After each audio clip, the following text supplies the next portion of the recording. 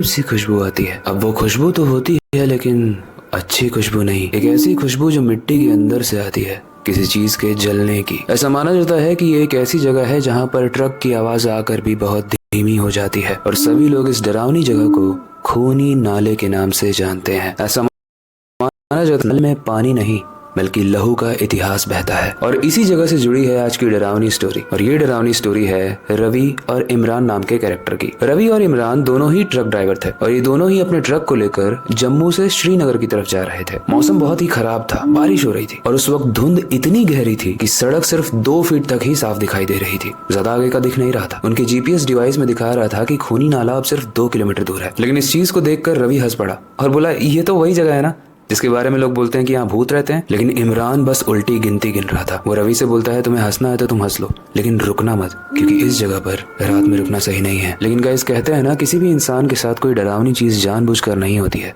लेकिन होने वाली होती है तो हो ही जाती है। वो दोनों ही गाड़ी रोकने तो नहीं वाले थे, लेकिन धुंध और ठंड इतनी ज्यादा थी कि उनके ट्रक के इंजन का ब्रेकडाउन हो गया और उनकी गाड़ी अपने आप उस नाले के पास रुक गई। और उसके बाद जो हुआ वो जानने के बाद आपके रोंगटे खड़े हो जाएंगे। लेकिन उससे पहले, हेलो गाइस, मेरा नाम है अविनाश कुमार और आप देख रहे हो सीखो ऑफिशियल शो हॉरर स्टोरीज।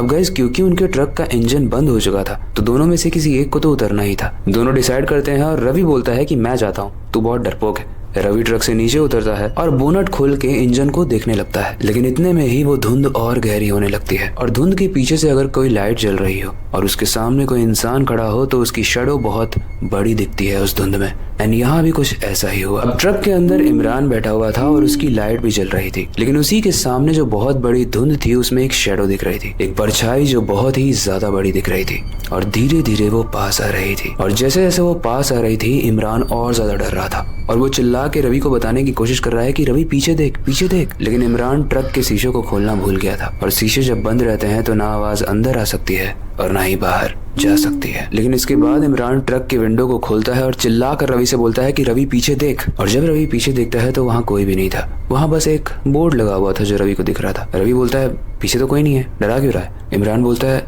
भाई सच में तेरे पीछे कोई था, कुछ बहुत डरावना सा था। रवि बोलता है, यार तुझे ना हेलुसिनेशंस हो रहे हैं, तुझे अपना ही दिमाग तंग कर रहा है, यहाँ कोई नहीं है। खूनी नाला बस नाम होने से कुछ खूनी नहीं हो जाता, परेशान मत हुआ कर। लेकिन तभी इमरान की नजर एक बोर्ड पे पड़ती है, एक बोर्ड जो उसी पुल के ऊपर था, यानी उस खूनी नाले के ऊपर जो पुल था उस पर एक बोर्ड था और उसके टाइटल में लिखा हुआ था खूनी नाला। और बोर्ड पर छोटे अक्षरों में लिखा हुआ था कि इस ब्रिज के नीचे कभी मत जाना। लेकिन जब तक इमरान इस चीज को पूरा पढ़ के रवि को बताता, रवि कुछ इंजन में ठीक कर रहा था, कोई एक चीज इंजन में से निकल कर नाले के अंदर गिर जाती है ब्रिज से निकल के। एंड इस चीज को इमरान जब देख लेता है तो वो थर थर कांपने लगता है और वो चिल्ला के रवि को बोलता है, रवि नाले के पास मत जाना। रवि बोलता है, अरे यार ये इतना ऊंचा ब्रिज नहीं है, मैं अभी जाता हूँ साइड से थोड़ा सा उतर के, और इस इंजन का एक पार्ट गिर गया है, मैं बस उसे उठा के लाता हूँ। इमरान चिल्लाता रहा लेकिन रवि ने इस बात को नहीं माना। रवि ब्रिज को क्रॉस करके अब ब्रिज के नीचे जा रहा होता है और तभी वो देखता है कि नाले के पास धुंध नहीं है, जबकि नाले के ऊपर जो ब्रिज है जहाँ पर उनकी ट्रक खड़ी है वहाँ पर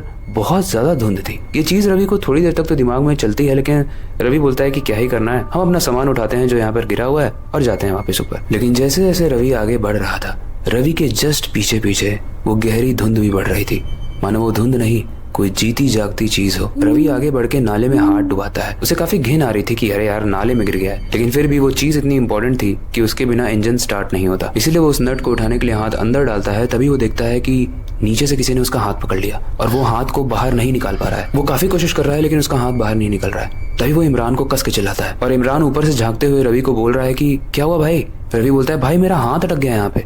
इमरान चिल्ला के बोलता है, मैंने बोला ही था ये सब मेरे को ठीक नहीं लग रहा है। इमरान भाग के आता है और वो भी देखता है कि नीचे धुंध क्यों नहीं है। लेकिन जब ये सोच रहा होता है तो रवि बोलता है, अरे यार ये सब बाद में सोचना, मेरा हाथ निकाले यहाँ से। इमरान और रवि दोनों ही रवि का हाथ पकड़ के उसको बाहर निकालते हैं और इमरान बोलता है, भाई तू मेरी बात क्यों नहीं मान रहा है, जल्दी ऊपर चल। तो रवि बोलता है, चलने के लिए भी वो इंजन तो स्टार्ट करना पड़ेगा और वो तो यहाँ पे गिरा है। इमरान बोलता है, हाँ यार बात तो सही है, लेकिन मैंने यहाँ की कहानी सुनी है कि यहाँ बहुत डरावनी चीजें होती है और यहाँ का पानी खून बन जाता है। रवि बोलता है, कहाँ खून बना है?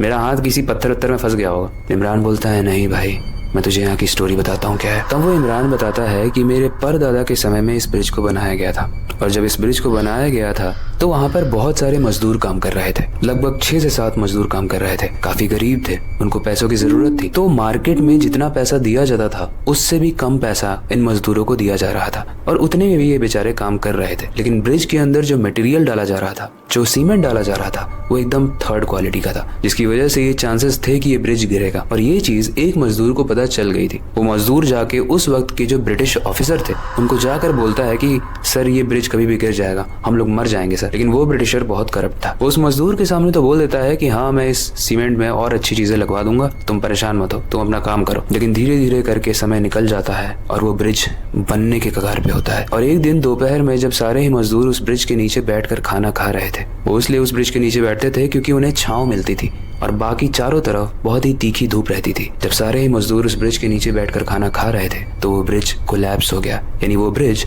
टूट गया। उस ब्रिज के टूटने से सारे के सारे मजदूर इंस्टेंटली मर गए और ऐसा माना जाता है कि उस दिन इस नाले में पानी नहीं बल्कि खून बहा था और तब से इसका नाम खूनी नाला पड़ गया। ऐसा माना जाता है कि उसमें से एक मजदूर था जो बच गया था। उसके पैर और रीढ़ की हड्डी पूरे तरीके से टूट गई थी, लेकिन वो रेंगते हुए बाहर निकल के आया था। लेकिन थोड़ी दूर जब वो रेंग कर आया तो उसके सामने एक ब्रिटिशर खड़ा था, वही ब्रिटिश ऑफिसर जिसके अंडर में इस पुल का निर्माण किया गया था, इस करप्ट पुल का निर्माण किया गया था।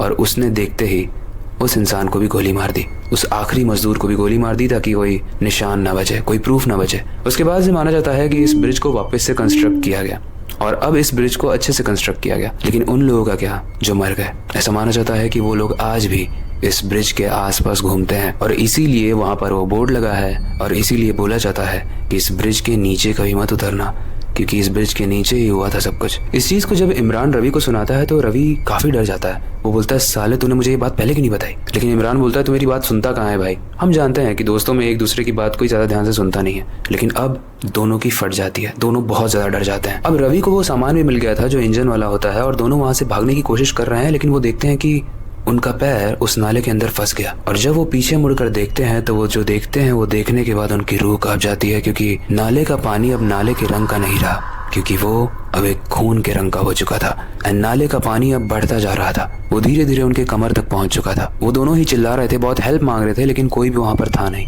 और धुंध इतनी ज्यादा थी कि उनके मोबाइल की फ्लैश लाइट भी दूर तक नहीं जा रही थी। लेकिन फिर भी वो दोनों बहुत तेज चिल्लाए जा रहे थे और तभी वो देखते हैं कि वहां से एक ट्रक गुजर रही है और उस ट्रक में जो लोग होते हैं वो सामने रुकी हुई ट्रक को देखकर समझ जाते हैं कि यहाँ कुछ तो गड़बड़ है। वो आगे आते हैं और ट्रक से नीचे उतरते हैं। उनके हाथ में गन्स होते हैं, ऐसा प्रतीत हो रहा था मानो वो लूटपाट करने वाले हों। लेकिन तभी रवि और इमरान देखते हैं कि वो शैडो वापस से उस पुल के ऊपर आ रही है और धीरे धीरे करके वो एक भूतिया इंसान का रूप ले लेती है। एक इंसान जिसके पैर के पूरे तरीके से चीथड़े उड़े हुए हैं, उसका मुंह पूरे तरीके से थुरा हुआ है और पूरे शरीर में खून टपक रहा है। इस चीज को देखकर ट्रक से उतरे हुए दो लोग उससे पूछते हैं, भाई तू कौन है? हमने यहाँ किसी की आवाज सुनी, तूने देखा है क्या? हाँ मैं लुटेरा, हमसे पंगा मत लेना। इमरान और रवि समझ जाते हैं कि उनके साथ ये क्यों हुआ। इसके बारे में वो ज्यादा बात करते इससे पहले वो देखते हैं कि वो जो छाया उनके सामने प्रकट हुई थी पुल के ऊपर, वो उन ट्रक से उतरे हुए दो इंसानों को पूरे तरीके से खा जाती है और बचती है तो सिर्फ उनकी हाथों की उंगलियां। उसके बाद रवि और इमरान दोनों के ही पैर उस नाले से छूट जाते हैं और वो जल्दी से भागकर ऊपर आते हैं, ट्रक में बैठते हैं और ट्रक को तेज से वहां से निकालते हैं। उसके बाद ट्रक में बैठने के बाद जब दोनों आपस में बात कर रहे होते हैं तो इमरान बोलता है, तू जानता है हम नाले के नीचे क्यों फंस गए थे? रवि बोलता है, मुझे एग्जैक्ट तो समझ में नहीं आया, बट शायद ये हमारी किस्मत थी।